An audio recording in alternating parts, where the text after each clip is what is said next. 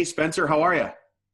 I'm excellent. Thanks very much, Dom. How are you doing? I'm good. I'm good. Nice to see you again. It's been a while since I saw you.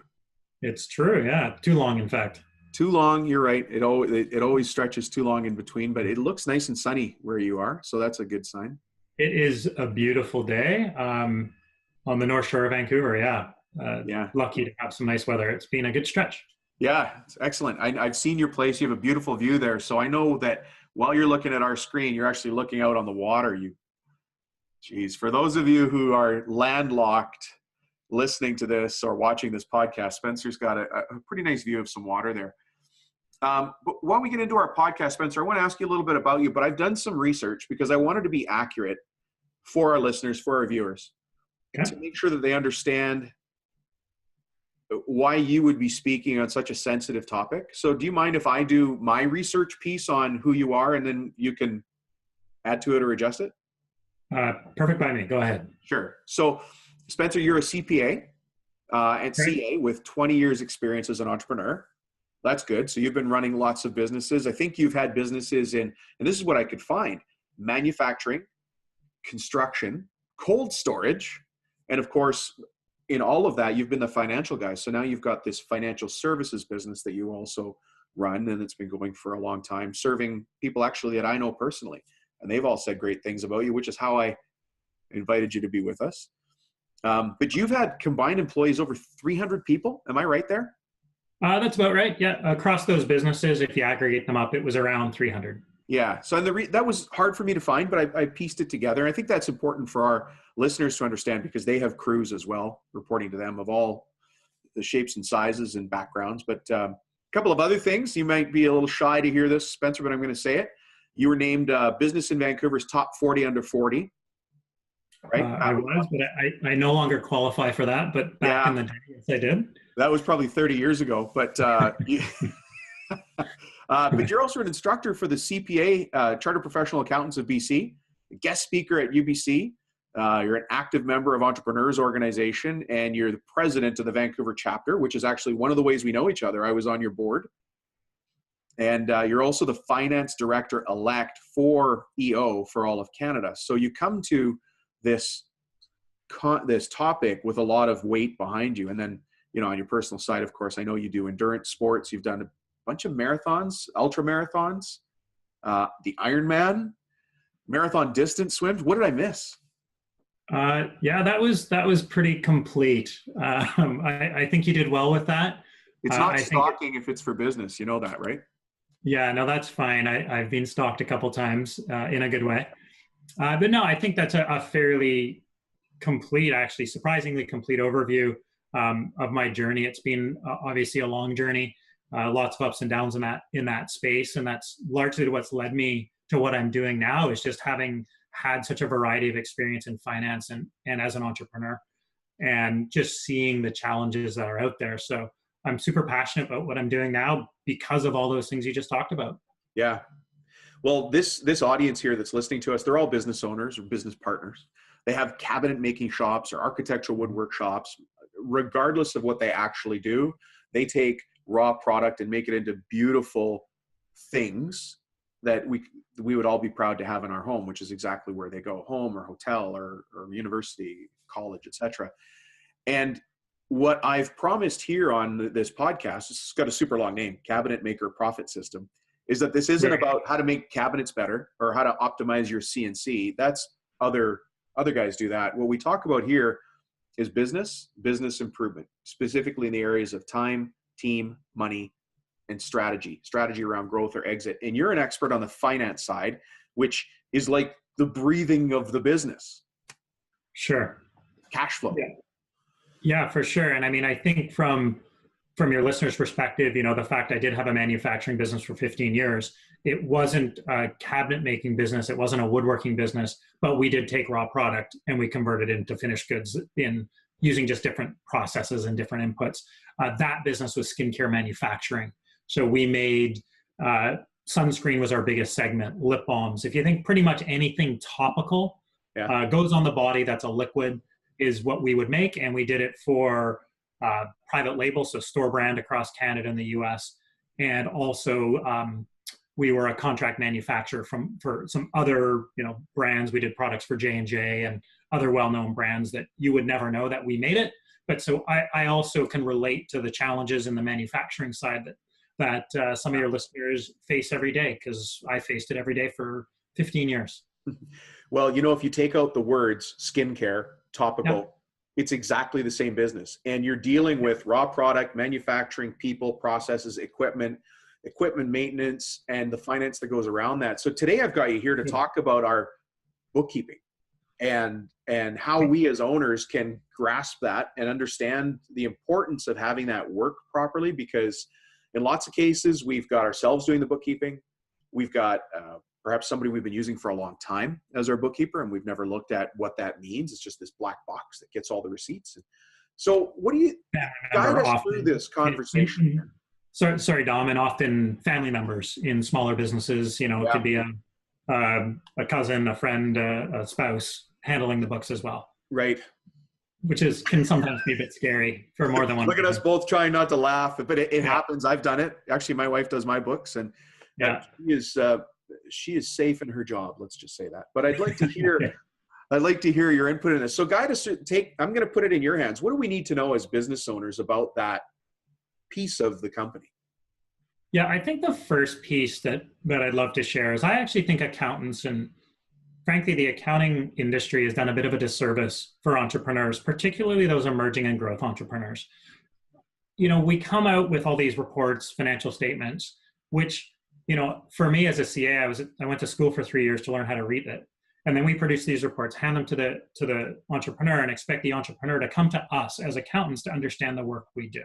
And, for most entrepreneurs, they take their financials at the end of the month, they look at it, or if they look at it all, and then they put it in the ground file or put it in the I will read later pile. And then by the time 6 or 7 of those have stacked up, they all get put in the ground file. Yeah. So, and I think that's a huge disservice. And so my vision is I think we need to change that and turn it on its head, where as owners, we are demanding more of our bookkeepers and our accountants to give us information, not only the right information at the right time, but most importantly, in a format we understand, not as an accountant. So I think that's a huge mental shift where people can really change the relationship with their numbers, because I would guess half of the people listening, if not more, hate dealing with their accounting and finance and taxes. There was a study, it was actually a study of 10,000 entrepreneurs, and this is a US study, but I think it relates across North America. 40% said bookkeeping and taxes was the worst part of owning a business. Yeah. And so their relationship with their numbers is broken, and I think it's broken because of what I mentioned. Yeah. So to me, shifting the relationship with the numbers and getting things in a form and empowering yourself not to become an accountant, but to understand what to direct the accounting team, whether it's a bookkeeper or your spouse or a professional or an outsourced service, whatever it is, to arm yourself to demand better information from them. Yeah. That's to me kind of the overarching theme that I try and convey. It's funny that we both come at this from a different perspective, both of us as business owners and entrepreneurs, but you're from a much more financial perspective, and I'm from the operations side and the marketing and sales side. But you're absolutely right. We don't have to talk to 10,000 business owners to get that, because there's guys listening to this right now, driving around, nodding their head going, yeah, I hate looking at my numbers. It's just a hassle. Yeah. And the reason I had to overcome this myself is I get the number. I can see the number. I can read the number. But when you guys start comparing this number to that number and you come up with some fancy formula that says I'm in trouble, I really don't at times understand what you're saying. And so as people, we run away from pain and towards pleasure. And that's just a natural human instinct. And so the pain of not understanding means we move towards, well, maybe I'll just go look at something I understand better, which is something I get in the business. Yeah. And I think that's exactly it. And there's really actually 3 reasons why we as entrepreneurs, so I say we, sometimes I'm an entrepreneur, I say we, sometimes I'm an accountant. So I'll clarify what I mean. Sometimes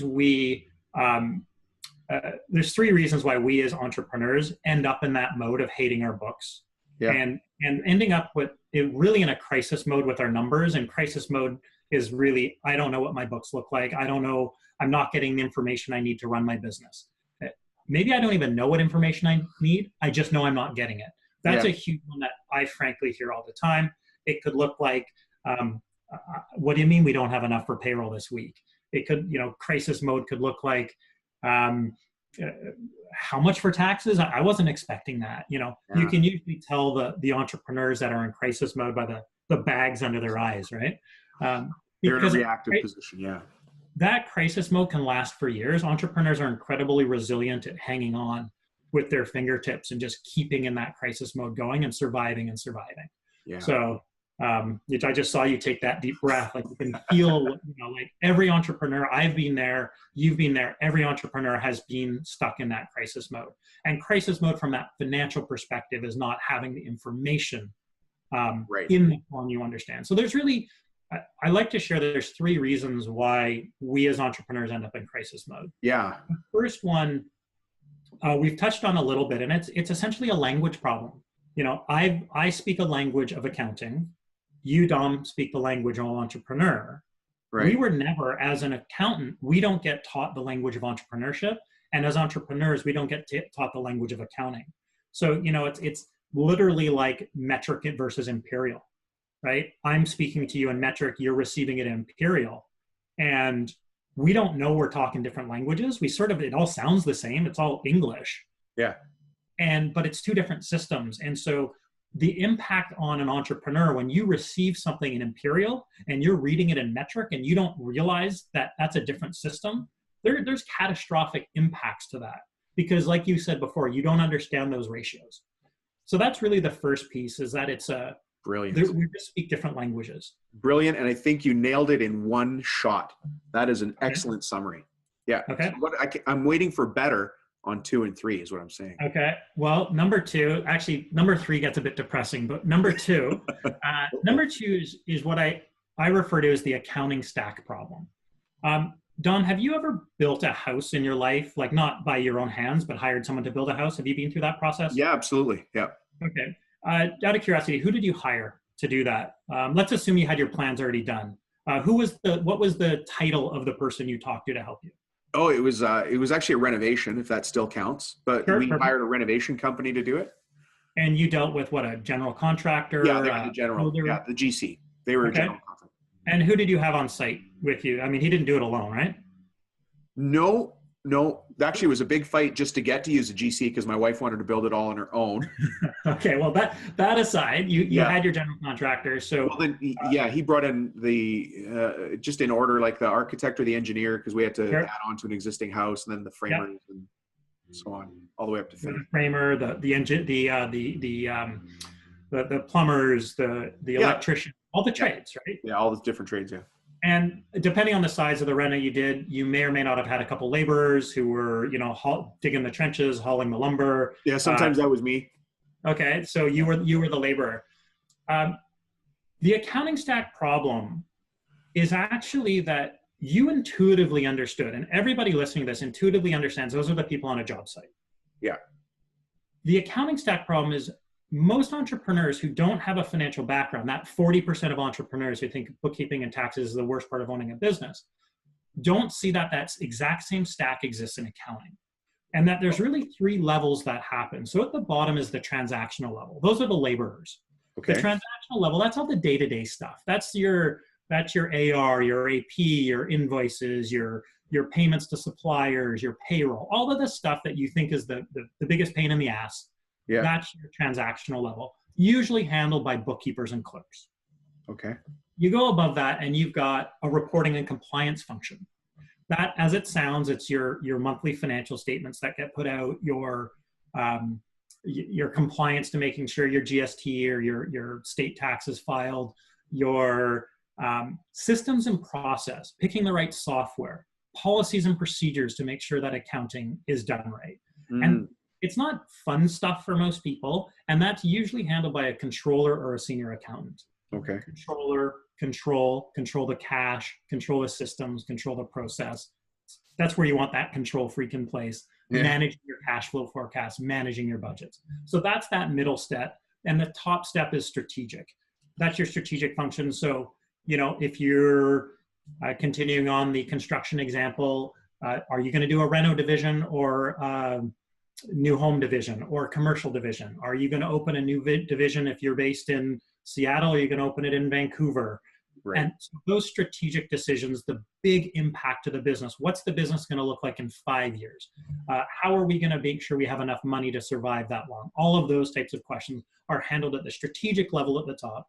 That's your CFO or your director of finance. So, or the owner in some cases.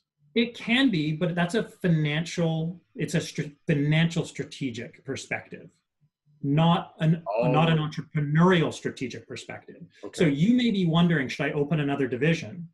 The strategic function of your finance group goes and looks and say, here's the impact of making that decision. Wow. Okay. I love it. Yeah. Okay. So it's helping you see the impact of your decision before you're making it. It's the modeling, it's the financing, that type of thing. That was big. So this is a stack. So it's a stack. I mean, it's a flow of, I mean, if you think about the construction stack, the controller, the labor, the trade, the laborers, the exact same sort of stack exists. And my point, and this is where the second real problem comes in, is as an entrepreneur, we often go to a bookkeeper, hand everything to them and expect them to handle the accounting function. Would you have gone to a laborer with your plans and expected them to build you a house? No way. No. The exact same thing is happening when we hand a bookkeeper our books and expect them to run the accounting department. Wow. Okay. That's problem number 2. Okay. You're on a roll, but I know what's happening because it's in my head now, and I'll bet you my listeners are doing the same thing. Do you have we're going to make a transcript of this. We make a transcript of all of it and they get posted to the website. But do you have a document on this that I could put on the site for the listeners? Yeah, by all means. This might sound a bit funny, but if you send an email to coffeedate@shiftfinancial.co. Yeah, it's not that kind of, we're not that kind of website. I don't. Well, it's funny. The reason I say that is, and I was going to suggest this at the end, and there's a couple of tools that we'll talk about today that if you email that, it's designed to have a coffee date with your bookkeeper or accountant. Oh, okay. Sorry to interrupt you. Yeah, no problem. What's the email again? Coffee date? coffeedate@shiftfinancial.co, not .com, .co. Okay. Sorry. Now let's go to number 3. Yeah, we'll give you a copy of that accounting stack just so you can have it for reference. And it's a really interesting exercise to look at your own stack and say, what do I actually have in place? And where are the gaps? And what is that gap? What pain is that causing me by having those gaps? So, excellent. So the third piece is, it's a bit of a catch-22 is what the third one is. And of course, because I'm a bit of an accounting nerd, I read some accounting information. And Robert Half, who I believe is the world's biggest recruiter specifically for accounting and finance positions, they put out a salary guide every year. And so the 2018 salary guide is out. Anybody's welcome to download it. It's free tool. You can Google it if you want. And I took a look, and in that accounting stack, the range for a clerk to bookkeeper is like 30K to the high 60s. Okay. The range for the middle stack, that the senior accountant / controller. Now, accountants give themselves all kinds of titles, so I'm kind of giving you the general ones here. But the senior accountant / controller, their range is low 60s to like mid 100s. And the CFO, director of finance, that starts at the 120s and goes up to, infinite if you're going stock options and that kind of thing. But it literally goes into 2s and 3s, hundreds of thousands. So the catch-22, particularly for businesses, and the people that I talk to the most are those that have businesses that are like 1, 2, 3, 4, maybe 5 million. In that range, they're caught in this catch-22 where, quite honestly, they need the best accounting support of anyone because they're in the growth mode and because things are evolving in their business. Things are tight. But if you look at the cost of that accounting stack, a clerk bookkeeper from 30 to 68K, if you make the assumption that we get paid what we're worth, and I know that's not an exact truth, but if you make that assumption and you're a small business and you can only afford that $30,000 bookkeeper, you're in a catch-22 because you need a better bookkeeper, but you can't afford one. That's problem number 3. So this is really why those 3 things combined, the accounting stack, the catch-22 of how much it costs, Yeah. and the two languages, those three things together, that's why we end up in crisis mode all the time. You just nailed it. And I think it's super important to understand where we came from and where those problems are before we can kind of figure out how do we solve these problems and how do we get through it. It's really good to have the end in mind, but understanding where we came from is part of the solution to getting where we need to go. Well, you've certainly illustrated the pain, I think, really accurately. You know, you nailed it perfectly, because I deal with clients, it sounds like exactly the same pocket as you do in that same range. And these are the challenges. And you know, I would be guilty of this as well. I want to get the bookkeeper for the lowest cost I can, because of course I think finance and everything is a bit of a headache. Why would I spend extra money on that just to have something that I really internally just feels like a big anchor? Yeah, and that, I mean, exactly what you're talking about is kind of the changing the relationship with the numbers. And, you know, when I talked about changing the relationship, and it's really empowering for an entrepreneur to be able to confidently direct their accountants to get them what they need, when they need it, and in that format they want. And what happens is the accounting goes from a pain to a power. And it's not because you as the owner, it's not because you as the owner have learned how to read accounting. It's because you've mastered how to run the accounting department or make the demands so the accounting department can run itself. The same way that if you're a craftsman, you're a great woodworker and you make beautiful cabinetry or furniture or whatever it is. You know how to do it, yeah. That's its own skill set. This is a different skill set. And the nice thing is it's actually not as difficult as people think to manage the departments to get the results they want. It's actually, there's a surprisingly simple element to it, which you may want to go to next. Yeah, we might want to go to that next. I like what you said there, moving accounting from pain to power, because that's something that I talk about as well in coaching, is the move you from being reactive in business to proactive in business. So one of the things that I've built that maybe I'll attach to that. Sorry?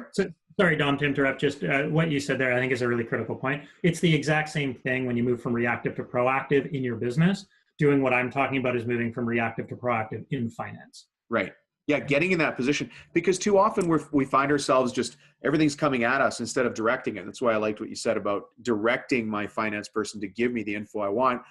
And this might sound too simple, but one of the things I like to do is get everything done in a visual dashboard for my clients, because it's easier to see. And our clients build beautiful things and they can see in 3 dimensions. Like, these are mechanically genius level people that listen to this. They get things in 3D. So whenever we can represent data in a graph or a chart format, that's very powerful. And that moves me to proactive. Sorry, so you had something you wanted to say. Well, moving to proactive, and you'd almost think you set that up on purpose in advance for kind of those solutions. But there's really 2 main tools that I've created. They're free. They're available for anybody to use. Again, email me at coffeedate@shiftfinancial.co, and I'll send them both to you. So within that accounting stack, let me just give a tiny bit more context before I move to the tool. The bottom of that stack, the transactional level and part of that reporting and compliance level, that's what I call the hygiene of accounting. Those are the basics of accounting. That's probably what you already think of as accounting in your mind. Yeah. It's all of the crap that everybody hates. The point is, hygiene is not for you, the entrepreneur. It's not for you. That's a distinction that I think has been part of what's broken everything for so long. Hygiene is for your bankers, if you have a line of credit or want to borrow money ever. It's for your buyers, if you ever sell your business. It's for accounting geeks like me. And it's if you ever get audited by a tax authority, it's for them. Right. That's what the hygiene of your business is for. It is not for you. That is the complex language problem. You have to get it right, because if your hygiene, it's like the bathroom in a restaurant. If you walk into a bathroom in a restaurant and it's disgusting, you think the kitchen is disgusting too. If a buyer or a banker looks at your books and they're disgusting, right, they're going to be really leery of doing business with you, and more deals have fallen apart because of bad hygiene, accounting hygiene, than anything else. So that's the first piece. And then the top half of the stack are the insights. That's the rocket fuel for the business. That's the game changer in the business. And that is for you. That's what's going to tell you what to focus your energy on, from a pure finance lens. So your dashboard that you were talking about, that rolls exactly into the insights piece that I'm talking about now. So I'm going to go back to hygiene for a second, then I'll get to the dashboard of the insights. So the two tools I mentioned, one is our hygiene roadmap. And it's a 52-point checklist, basically. It's, of course, it is. You go get your car tuned up, and you've got, they give you your checklist at the end. They did the brakes, they did the left turn signal, the right turn signal, all that stuff. Sorry, you actually have a 52-point checklist for the bookkeeper level. For the hygiene. Yeah. So that includes, so there's, and we're not going to get into detail because if people are listening, it's going to be hard. They can't see it. But I'm going to give you the high level. There's the first section is the financial reporting. It's start with the end in mind. This is what a good output of hygiene looks like. This is the format. These are the reports. And the one part of hygiene that is for you is we have a suggested format for your financials in a visual format. So you can literally look at these charts and in literally 3 minutes or less, have a handle on where you stand today compared to how you've been doing last year, and a budget. If you don't have a budget, don't worry, that's part of the hygiene process. And then it also shows you, like, here are the headings you should have on your financial statements so that when you have to hand them to a bank or a buyer, they're going to be impressed because it's going to show that you're on top of it. So that's sort of step one, is the financial presentation, and it's, again, start with the end in mind. The second piece is software. Software, you think about the earliest computers, they fit in a room. There's more power on our phones today. Yeah. The same thing is happening with accounting technologies. If you're not using cloud-based accounting technologies, there's an opportunity for you to massively streamline your business. One tool I love to talk about is Receipt Bank. You take your phone. I've turned my phone off for the purpose of this call, but you take your phone, you take a picture of your receipt. Yeah. You can train the software over time. It has an optical reader, so it'll see who was the supplier, how much it cost, how much was taxed, and you can train it that if it's this supplier, automatically code it to this expense account, that type of thing. So you can really get good. So in this checklist, it has, here are the different parts of your business. Do you have those nailed? The next piece is policies and procedures. This is the part that most entrepreneurs hate as much as anything else. This is really the how-to. You may call them SOPs, you may call them your procedures manual. There's a whole bunch of different ways. The same way if you're running a piece of equipment, you have to, there's a step 1, step 2, step 3. Yep. It's like IKEA furniture to me. That's the extent of my cabinet making ability. If you don't follow the steps precisely, you always end up with those 2 stupid pieces at the end. Yeah. Disassemble the whole thing, put those 2 pieces back in, and you go. So we've got a checklist of which policies and procedures need to be in place. I have to interrupt you. That's not what you do. You look at the 2 pieces and you put them in the junk drawer and you just let the cabinet stand. That's what we do with the extra IKEA pieces. Okay. Just so you know. I realize IKEA may be a bad example for your audience. Yeah, no kidding. But I'll tell you what's funny is I've just created a product here at the CMPS community for policies and procedures for PMPs, because it's so important to have it. And just having the table of contents to start with gives people power. And you know what? It's, again, the listeners, the people reading the blog are the ones that asked for it. So it's obvious to go make it. But we're all looking for systems to make it better so that we can go get a coffee and leave the office without having everybody phoning us and the place falling apart. That's totally it. And so our policies and procedures are related to the accounting department. And it's really important to know this hygiene roadmap isn't for the entrepreneur to go and implement. I'm not telling you, the entrepreneur, to write your employee expense policy. This is for you to direct your team to document their own work, and then they can come back to you and you can approve it. So it's this I don't want people to go, oh my God, there's 52 things I have to do. No, there's 52 things you have to make sure somebody else does for you. Oh, nicely said. Sorry, what was that? That was nicely said. There's 52 things I need to make sure somebody else is doing. Yeah. That's delegation right there. Yeah. And then the last piece on the hygiene roadmap is the task management. So I look at it, and accounting is very routine, which is one of the reasons a lot of people don't like it. But most accountants actually like the routine. But the task management is tracking literally on a daily, weekly, monthly, quarterly, and annual basis the tasks that have to be done in that cycle. So a daily might be cash deposit. A weekly might be process all of the receipts that are in that software technology I told you about. A monthly might be do our bank reconciliations. A quarterly, I make some suggestions in the hygiene roadmap about some quarterly reports that you should look at. One of those your accountant should be giving you is, what are all our recurring charges on our credit cards? Dom, I'm going to ask you, if I looked at your credit card and you honestly said, your business credit card and your personal, how many services are you paying for every month right now that you signed up for 2 years ago that you forgot about? Well, I can tell you this, that with my bookkeeper, we look at those, and I mentioned who she was already. We look at those all the time because I have, in my line of work, I've got a lot of services, like a calendar booking app that's $5 a month, a multiple person calendar booking app that's $9 a month. And it just goes on. And before you know it, I'm spending a couple of grand a month in SaaS software.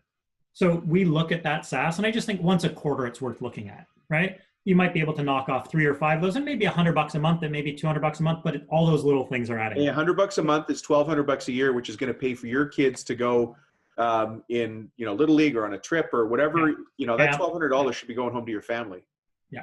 So those are the tasks that should be outlined on each of those, and what are the annual tasks as well. So that's really the summary of the hygiene roadmap. And you can also use it as a bit of a self-scoring tool. Are we doing these things? And then you can rank yourself. There's a spot in the bottom corner to count your score and see how much out of 52 are we doing. If you're in that crisis mode, go ahead. Well, I was just going to say, let's simplify this right down to the basic level. What am I going to, what does my business look like after I do this? And what did my business look like before I started? Can you give us that picture of a company you've worked with? Yeah. So I guess the best way, the picture is really your outcome is being empowered. You're getting a complete financial package on a monthly basis.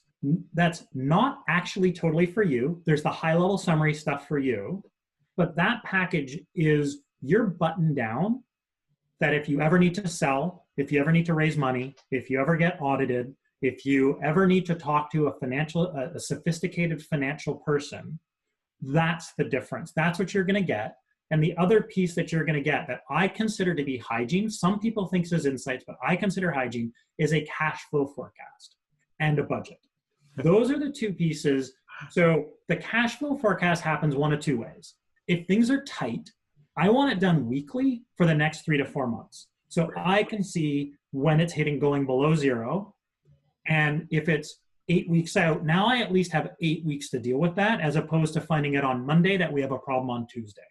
So I always look weeks out. So the tighter cash flow is, the more it's a weekly forecast. If cash flow is pretty good, then I would actually push it out to a monthly forecast for a year. So I can look, especially if you're seasonal, okay, next in February, I'm going to have a problem.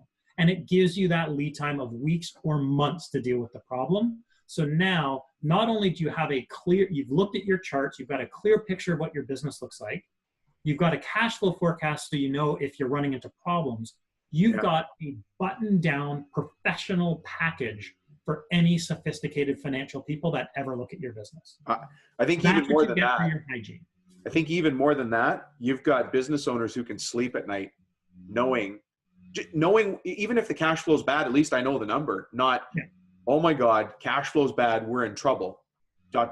is how you go to sleep. If instead I say cash flow's bad and I need to find 20 grand, that's a different question in my head than cash flow's bad and I don't know how bad it is. Yeah, I'll admit, and over the years, I've had lots of businesses, I've had lots of cash crunches myself. Even when I know how bad it is, I sometimes lose sleep too. So even when I know even though I know what I'm up against, there's still stress against that. But at least you know where to start. Yeah. Well, there's so much here. One of the challenges that I find, and you may have a comment on this, is that many business owners I talk to do their financials once a year. Mm-hmm. And it takes them a couple of months to say, well, this is what we did last year. Yeah. Which is the cash flow turn on that is way too slow. Yeah. So I totally agree with that. And understanding what's happening on a monthly basis is the game changer. Now, if I can take 3 to 5 more minutes here in terms of the second tool.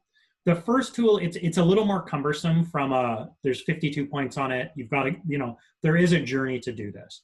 The second tool is called the Insights Roadmap. So this is the part that I said was the rocket fuel. This is the part for you. So what it is, and there is some technical parts of this, which we won't get into today, but what you're asking of your team is to give you an analysis of your business, looking at trends over time, looking at those ratios you were talking about earlier. There's a bunch of standard accounting ratios. They're out there. We don't have to talk about them now, but actually doing the analysis on those, doing the analysis on a benchmark to industry best or industry standard. So, your trend could be good, but if you're so far behind the rest of the world, it's helpful to know where you stand. And finally, your dashboard that you were talking about.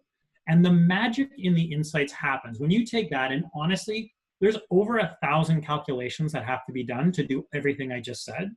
But if your team can go away and do that and come back to you, these are the top 3 things I need to focus on, and here's the impact to me financially every single month. So a recent one that we did, for example, we looked at, and they'd had some rockiness within sales. But we were able to say, because of your softness in sales, this is impacting your profitability by $18,000 a month. Oh boy. And this, by the way, was about a $3 million business. So 18,000 is big. It wasn't fails them. And that 18,000 is actually $15,000 a month for cash flow. So profit and cash flow are different because of working capital and debt and some other functions, the depreciation. So you now know that your sales problem is costing you $18,000 of profit and $15,000 of cash flow. Your second problem, and this is a true story in that business, even though their sales were off, your labor was up by $7,000. So that was costing you $7,000 of profit a month and $7,000 of cash flow a month. Those are your 2 biggest problems. So not only do you have to get your sales back up, you have to do it with less people. Right. Now that gives you, the owner, such, A, wow, I have a problem, but B, such power to say, I know specifically what I have to do to get this business back on track. Yeah. Because without converting it to that dollar impact, people do have dashboards or they have ratios. And I hear a lot of time people do a labor efficiency ratio or a utilization ratio, that type of thing. And maybe it's 2.31, but this month it was 2.62. Okay, it's off, but is that a red alert problem or is that not a big problem? Yeah. Whereas knowing that this is costing $15,000 a month, this is costing $9,000 a month. And in this case, this company, it was a services business that does like marketing and that type of thing. So they had some subscriptions, and their subscriptions was up by about $4,000. The point of all that analysis is to say, everything else from a financial perspective, you can put away for now. Because those are the 3 biggest. You need to focus on fixing those 3 things before you worry about your office expenses or your, whatever. So all of those analysis combined come out with, here are your 3 top numbers. And then there's usually 1 or 2 other observations that pop out that can't be converted to numbers that way. But it's taking it down to the simplest, most understandable part of it. It's great to know your gross margin is eroding, but it's better to know it's because you have $8,000 a month too much labor. And you can fix that. Once I know that, I can list, now that we know that's the problem, what are our options? And having the options is when we have choice. When we have choice, we're in control. Yeah. Beautiful. Yeah. Well, we've been at this a while, and I think people are probably listening to this going, I have all these challenges. If you'd already promised that if we send an email to that crazy email address, coffee@shiftfinancial.co. You got it. What would people get back when they send that email? Yeah, so I'll send you a few things. I'll send you the accounting stack so you can have an honest conversation with your accountant about how you currently are structured. If it's your wife, then you can do it over dinner. I'll also send you the hygiene roadmap and the insights roadmap. Now, I will hygiene roadmap and the insights roadmap. Insights. So for both the top and bottom of the accounting stack, there's a checklist. And I will tell you that the hygiene roadmap, unless you've sat in one of my seminars for like a couple hours, it may not make total sense. And if you send me kind of to that coffee date, we are in process of building some video tutorials on how to build that. That'll be ready within the next 30 days. So if you want it, just make a note of that, and I'll be sure as soon as they're complete, I will send you the video tutorials as well. That's nice of you. Thanks. So I'll give you all of those those things at that coffee date at shiftfinancial.co. Email, happy to do that. So if somebody has questions to reach you from this, and there might be people right now who are chomping to do it, is that the email address, or is there a better way? You can also send it to Spencer at shiftfinancial.co. If you have a specific question, send it to Spencer. If you just want the data, send it to coffee date, just because it sometimes takes me a little longer to get to my email if it's that full. Yeah. And the coffee date happens. There's an automated system for us that will respond. Okay. And so for those of you that are driving or listening and you're not sure how to spell that, Spencer is SPENCER at shiftfinancial.co. So .co. And if you're looking for that link later, it'll be a link on our website under the show notes. This will also be a transcript that you can find, and all the great phrases and comments that Spencer has made will be there for us. And then, of course, this is a YouTube video if you want to share it with somebody else in your company or your significant other who does your books, or also this podcast can be shared. So there's lots of ways to get other people around you as an owner interested in this conversation. I think this has been a great one, Spencer, a really good opening for us to start that convo. Sure. And I'd like to kind of leave with one other action item for your listeners in terms of just an awareness for them. If you choose to go down this journey, the journey is actually, the path is simple. The journey can be challenging. And the journey, because we know you may have a bookkeeper that's at the bottom of the accounting stack and you're expecting them to do the whole stack. So there are some amazing bookkeepers out there. I've seen some tremendously wonderful bookkeepers. I've also seen some really great goalie fights in hockey. I just haven't seen that many of them. And that's not a dig on bookkeepers. That's just accepting that they don't have all the skills for the entire stack that I'm talking about. Right. So I'm going to guess if you're planning to go down this road, there's a better chance than not that your bookkeeper won't come on this journey with you. I'm just giving you that up front. The options, there's a couple options out there. The main one that I suggest is, just like a lot of other types of services, is to outsource to experts. Now, we do that, of course, but I'm just as happy if you find somebody that's right for you, that fits your price, that fits your solution. The diligence I would demand you do, if I can be so bold, is to make sure that you're getting more than just the hygiene. The day-to-day stuff is great, but you need those insights that are going to tell you how to drive and build your business. And there are some great outsourced solutions out there, and they will be cheaper for you than bringing somebody in full-time in-house. Unless if you're at 5-6+ million, you're probably better off to bring someone in-house. If you're below that, you're probably better off to outsource, because these are experts who do this all day, every day. They know how to set up the technologies. They know the policies and procedures. So you want to basically also use that hygiene roadmap to, when you're interviewing your outsourced solution, will you do this for me? Will you do this for me? Will you do this for me? That way, you know you're handled. And instead of having to get those 52 things done by somebody that you're having to hold them accountable to, they're holding themselves accountable. So I would encourage you, we do outsourcing, but there's lots of places out there. We're not the only people. So it's a great solution. Yeah, great place to start the conversation. So what I heard is that if somebody does want to contact you about this whole conversation, including the questions to ask a potential financial person, I'm afraid to say bookkeeper now in front of you. There are bookkeepers, yeah. There's great bookkeepers out there. Like hockey fights. Yeah. Could not have been a more Canadian reference. Our listeners in the Deep South and our listeners in Ireland and Australia are shaking their heads right now, but that's okay. Well, I will tell you, at least for the people in the States, it's kind of like I've also seen some missed converts in missed extra points in the Super Bowl. I just haven't seen it very often. There you go. Good translating.